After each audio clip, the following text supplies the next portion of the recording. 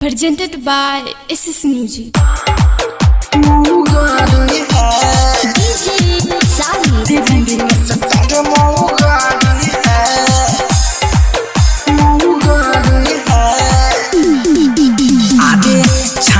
मात गाना गा के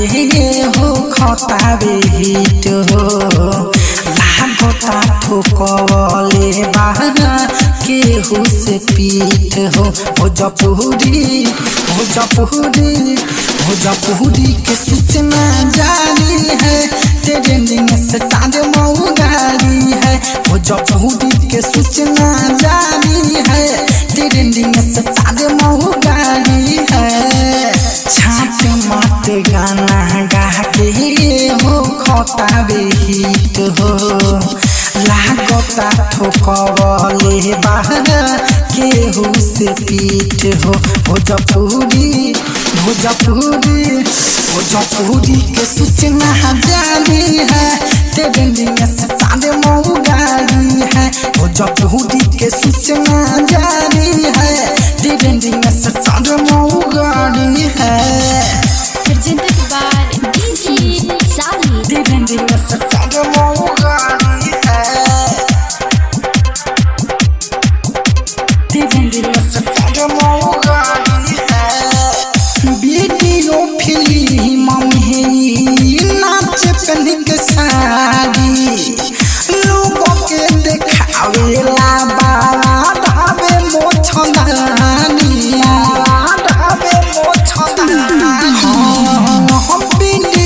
वीडियो फिल्म में नाच पहन के साड़ी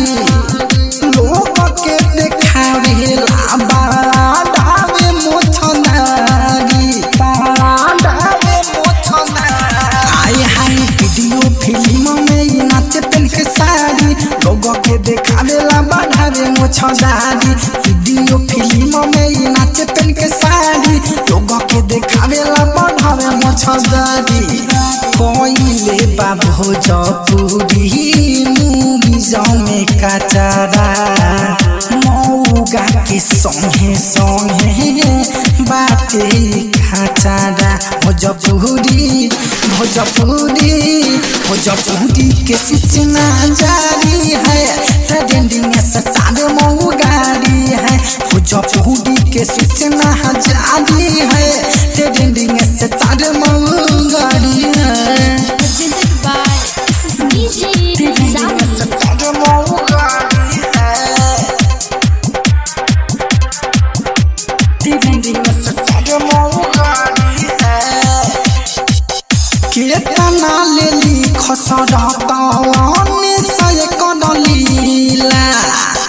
अवधे सयादी अन कहे आदत बनीला केतना लेली खसरतने सय कदलीला अवधे सयादी अन कहे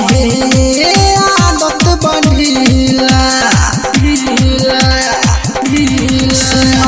कितना ले खसरत में सय कलीला अवधि सयालन कहे आदत बढ़ीला कितना ले खसरत में सय कलीला अवधि सयालन कहे आदत बढ़ीला विनोदय जय संगे बाडे हिरेंदर लिहले बाटे सब मुगा सन के टेंडर भोजपुरी के सूचना जारी है ट्रेंडिंग स्टार मऊ गाड़ी है भोजपुरी का सूचना जारी है ट्रेंडिंग स्टार मऊ गाड़ी है recording studio red angel music Raxaul.